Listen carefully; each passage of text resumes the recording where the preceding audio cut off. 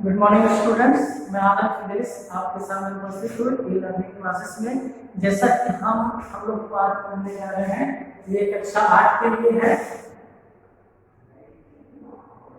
कक्षा 8 के लिए हिंदी में जैसा कि सेकंड चैप्टर हम पढ़ रहे थे, एक कुत्ता और एक मैना, और जिनके लेखक हैं आजादी प्रसाद द्विवेदी।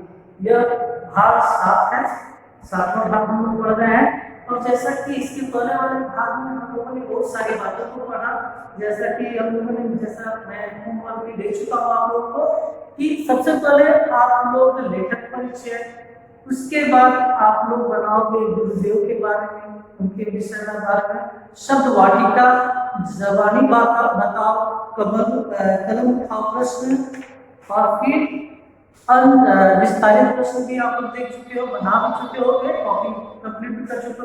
अब हम आते हैं अंतिम पड़ाव पर, जो है भाषा ज्ञान। अभी हम लोग देखेंगे भाषा ज्ञान। और एक बात आप ध्यान रखोगे, इसके बाद हम लोग व्याकरण भी पढ़ेंगे, और व्याकरण के दौरान बहुत सारी बातों को हम लोग जानेंगे। तो किताबी पेज नंबर 20 में हम लोग देखेंगे भाषा ज्ञान। पहला प्रश्न है, निम्नलिखित शब्दों में सु, कु तथा स उपसर्ग लगाकर नए शब्द बनाइए। एक बार फिर से मैं बताता हूँ, सु, कु और स उपसर्ग लगाकर नए शब्द बनाइए। बच्चों ये ध्यान होना चाहिए कि सबसे पहले इन शब्दों का अर्थ क्या होता है। सबसे पहले मैं बता दूं, ये सु का अर्थ होता है अच्छा, अच्छा। कु का अर्थ होता है खराब, खराब या आप बुरा भी कर सकते हो। और स का अर्थ होता है साफ या सही, साफ या सही भी हम लोग कर सकते हैं। तो हम आते हैं इस उपसर्ग लगाने के लिए। तो सबसे पहले ये भी जानना जरूरी है कि उपसर्ग है क्या।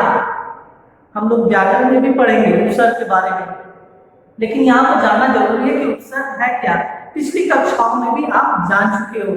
तो एक बार फिर से मैं इसके उपसर्ग की परिभाषा किताब के नीचे भी आप लिखा गया है कि उपसर्ग वे शब्दांश होते हैं जो किसी शब्द के पूर्व में लगकर उस शब्द का अर्थ बदल देते हैं अथवा उसमें नई विशेषता उत्पन्न कर देते हैं। पिछली कक्षाओं में भी आप पढ़ चुके हो कि उपसर्ग, मैंने पहले भी अपनी परिभाषा में आपको बताया है कि उपसर्ग वह शब्दांश, जैसे वह शब्दांश जो किसी शब्द के पूर्व में लग करके एक विशेष अर्थ को प्रकट करते हैं, उसे उपसर्ग कहते हैं। तो वही हम लोग देखेंगे। अभी किन में कौन से उपसर्ग हम लोग लगाएंगे, सु लगाएंगे या कु लगाएंगे या स लगाएंगे। तो पहला है परिवार, तो सपरिवार, सब मतलब साथ परिवार के साथ कहते हैं ना, पार्टी फंक्शन की सपरिवार आइएगा, है ना। तो पात्र, कुपात्र या सुपात्र यानी अच्छा, अच्छा पात्र या अच्छा बर्तन, खराब बर्तन, रस, सरस, दर्शन, सुदर्शन, पुत्र, सुपुत्र या कुपुत्र। सुपुत्र अर्थात अच्छा पुत्र, और कुपुत्र अर्थात खराब पुत्र, बुरा पुत्र। फल, सफल,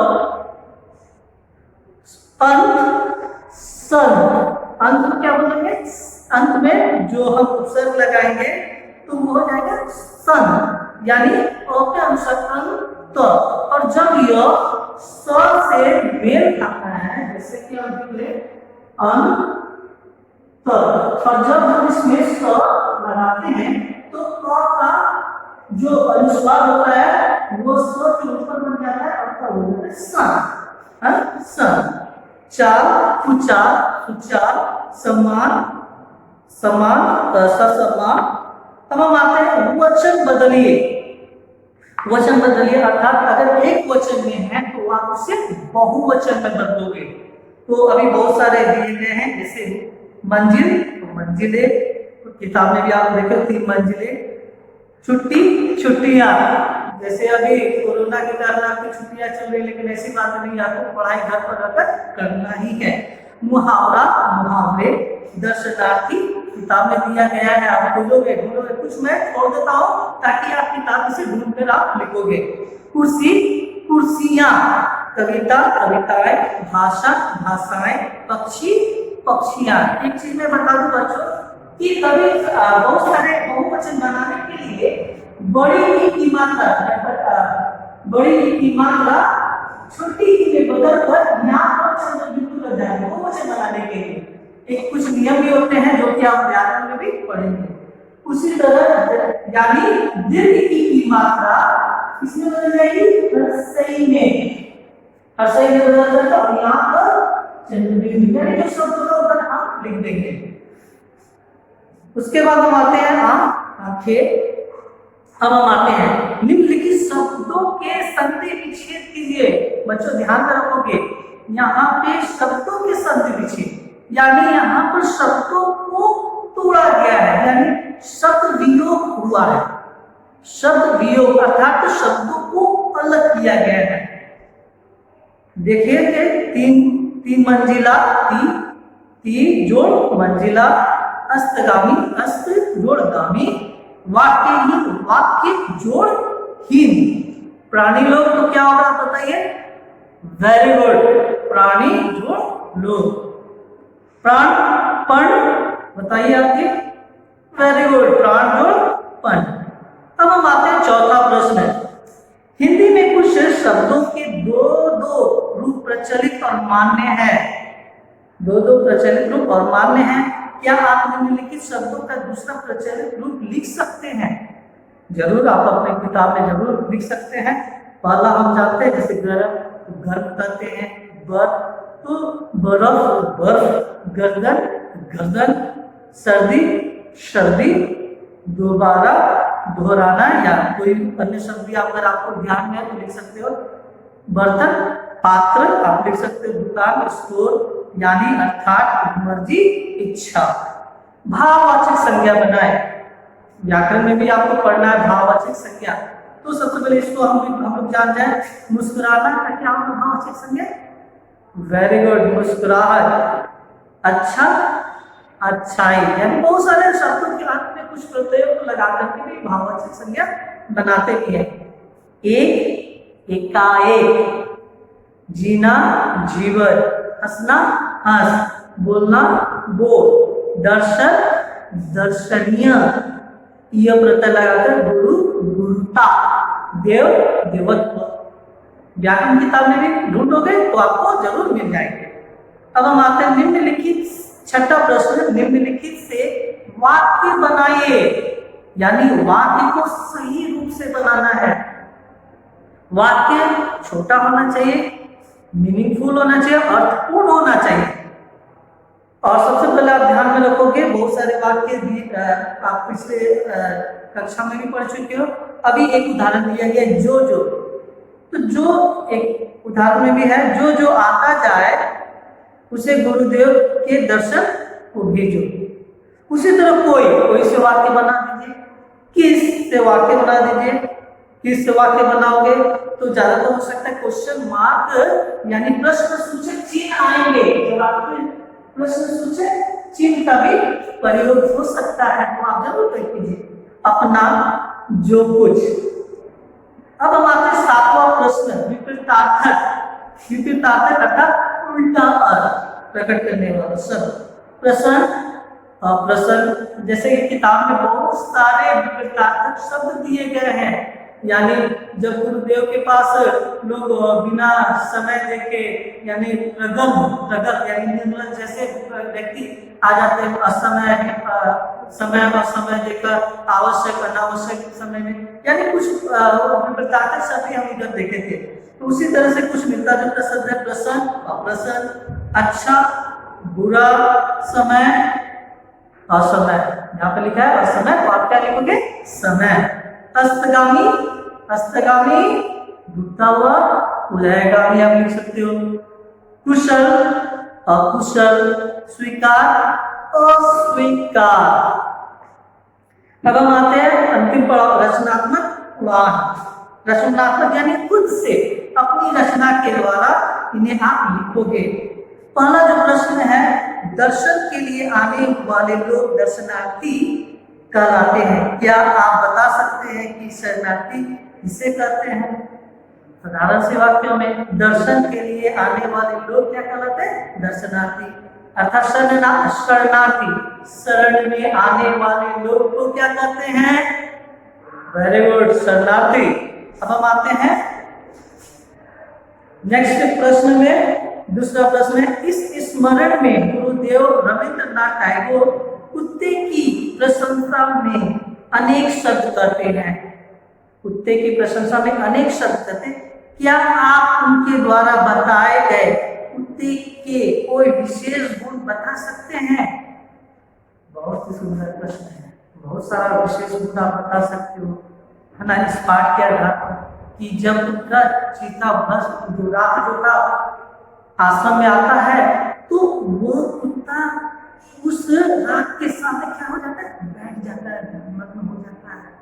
और साथ ही साथ हम ये भी कह सकते हैं कि वो अपने रविंद्रनाथ टैगोर के स्पर्श का अनुभव करना चाहते हैं, स्नेह का अनुभव करना चाहते हैं। ये सारे गुण भी आप लिख सकते हो।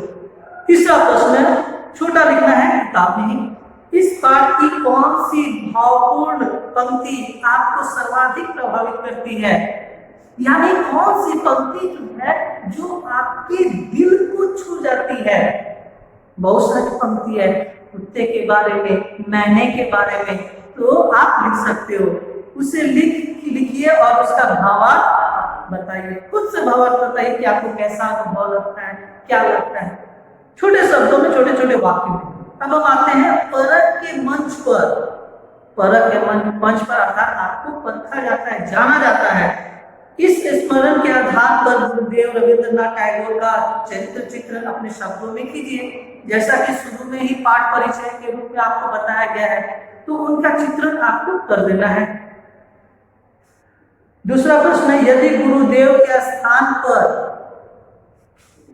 होते, यदि आप गुरुदेव के स्थान पर होते, तो मैना की व्यथा को किस प्रकार वर्णित करते? चार में मैना को किस प्रकार आप वर्णित करते? बेचारी मैना, है ना, क्या खाती होगी, क्या पीती होगी, है ना। तो बहुत सारे जो आपके भाव से विभोर होकर के वाक्य निकलते या जो आपके मन में आते, उस मैना के लिए उसे आप लिखोगे। कितनी छोटी मैना है ना, इसे खाना मिलना है कि नहीं, लंगड़ी है, अपने साथी के साथ भी मिल नहीं सकती है। तो ये सारी बातें छोटे छोटे वाक्यों में आप लिखोगे। अब हम आते हैं स्मरण परीक्षा, यानी आप कितने हद तक बहुत सारी चीजों को याद कर सकते हो, उसको लिखना है इस किताब में। तो आप फर्स्ट देखेंगे, अपने जीवन की किसी खास घटना को स्मरण के रूप में लिखिए।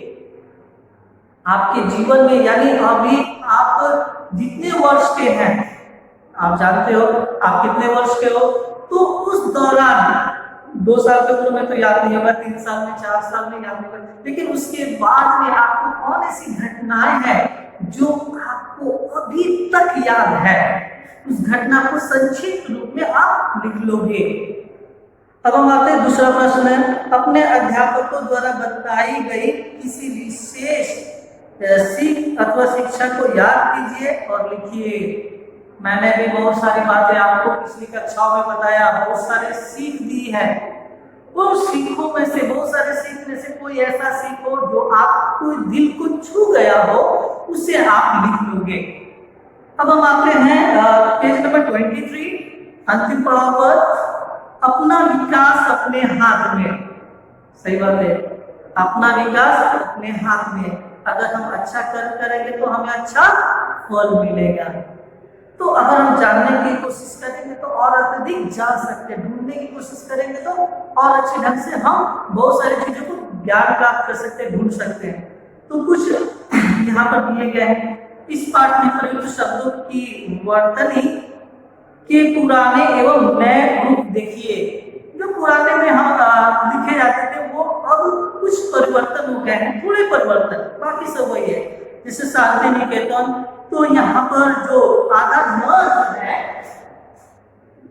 जो है यहाँ पर वर्ड्स के रूप में यानी अनुस्वार के रूप में प्रयोग किया गया है। छुट्टी, छुट्टियां यहाँ मोड़ कर लिखा गया है। हिंदी वही अनुस्वार, किंतु अनुस्वार के रूप में देखेंगे। आनंद, अन। उसके बाद अब आते हैं निम्नलिखित शब्द संयोगों के दो रूप बताइए। दो रूप आप लिख सकते हैं, जैसे छुट्टी, ठीक है। और आप तो जान सकते हो क्या क्या लिखा सकता है। च, बच्चा, कच्चा, सच्चा लिख सकते हो। अब हम आते हैं इस पाठ में प्रयुक्त निम्नलिखित विदेशी शब्दों के अर्थ बताते हुए वाक्य बनाइए। विदेशी शब्दों का अर्थ। मुहावरा, आप हिंदी में भी पढ़ते हो मुहावरा, व्याकरण में, हिंदी व्याकरण में मुहावरा पढ़ते हो, तो उसको इंग्लिश में क्या करते हैं वो आप लिखोगे आइडियम, है ना। एक मैं लिख देता हूं, आइडियम। हम लिखोगे कुर्सी को चेयर करते हैं, भ्रम को इल्यूजन। बहुत सारे बच्चे भ्रम करना, बहुत सारे चीजों को देखते हैं। साफ, क्लीन। अब हम आते हैं दो चित्रात्मक बोध, यानी चित्र के द्वारा जानना, ज्ञान को प्राप्त करना। यहाँ पर दो चित्र दिखाए गए हैं। यहाँ पर एक दिए का चित्र है और दूसरा पहाड़ का चित्र है और नीचे एक चूहा बना हुआ है। तो आप देखोगे इसमें सबसे पहले मुहावरा लिखोगे और उससे वाक्य बनाओगे। तो मुहावरा मैं बताऊंगा और वाक्य खुद से बनाओगे। तो अब हम आते हैं चिराग, पहला है दिए का चित्र और उसके नीचे अंधेरा है, तो हम लिखेंगे चिराग तले अंधेरा होना। चिराग तले अंधेरा होना। दूसरा जो है पहाड़ है, उसके नीचे चूहे का चित्र है, आप देख सकते हो। तो यहाँ पर लिखोगे आप खोदा पहाड़ और निकली चूहिया। Very good. खोदा पहाड़ और निकली चूहिया या चूहा आप कर सकते हो। तो इस तरह बच्चों आप ध्यान में रखोगे। अंत में हम आते हैं बहुवैकल्पिक प्रश्न। आप इसे किताब में ही करोगे, टिक लगाओगे। इसे करने से पहले सबसे पहले अभ्यास प्रश्नों के उत्तर को आप ढक लोगे और ढकने के बाद खुद से स्वयं से करोगे। इससे आपको पता चलेगा कि आप कितने चीजों को जान चुके हैं। तो आज के लिए हम इतना ही इस पाठ को यहीं खत्म करते हैं। आपसे गुजारिश है कि इस चैनल को सब्सक्राइब कीजिए और अपने दोस्तों के साथ शेयर कीजिए। अगली बार हम लोग देखेंगे व्याकरण किताब में भाषा लिपि और व्याकरण के बारे में पढ़ेंगे। आज के लिए इतना ही। तब तक के लिए धन्यवाद। Thank you.